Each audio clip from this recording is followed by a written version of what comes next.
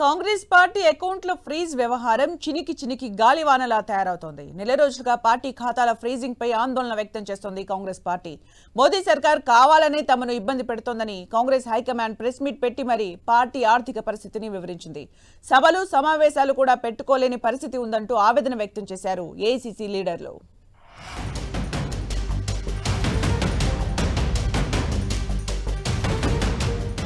లోక్సభ ఎన్నికల వేళ కాంగ్రెస్ పార్టీకి ఆర్థిక కష్టాలు ఎదురవుతున్నాయి. పార్టీ అకౌంట్లను ఫ్రీజ్ చేయడంపై కాంగ్రెస్ హైకమాండ్ తీవ్రస్థాయిలో మండిపడుతోంది. ఎన్నికల్లో తమకు డబ్బులు లేకుండా చేసి దెబ్బతీయాలని బీజేపీ చూస్తోందని ఫైర్ అయ్యారు ఏఐసీసీ చీఫ్ మల్లికార్జున ఖర్గే. ఇది ప్రజాస్వామ్యంపై అతిపెద్ద దాడి అని, తమ పార్టీ బ్యాంకు ఖాతాలను తక్షణమే ఆపరేట్ చేసేందుకు అనుమతించాలని డిమాండ్ చేశారు Kharge.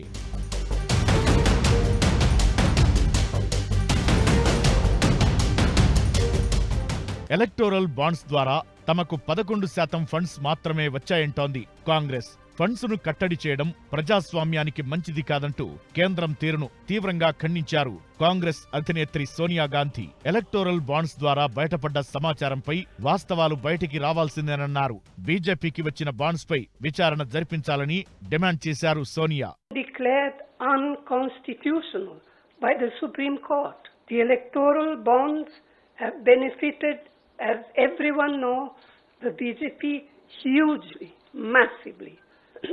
On the other hand, the finances of the principal opposition party, the Indian National Congress, are under a determined assault.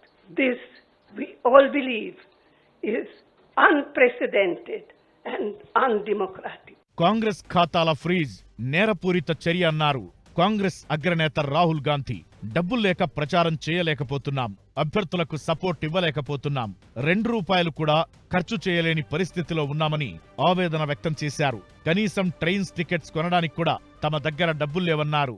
If it is done to a family, the family will starve to death. If it is done to a business, the business will be crippled. Right? This is what has been done to the Congress party 1 month back. All our bank accounts have been frozen. We can do no campaign work. We cannot support our workers.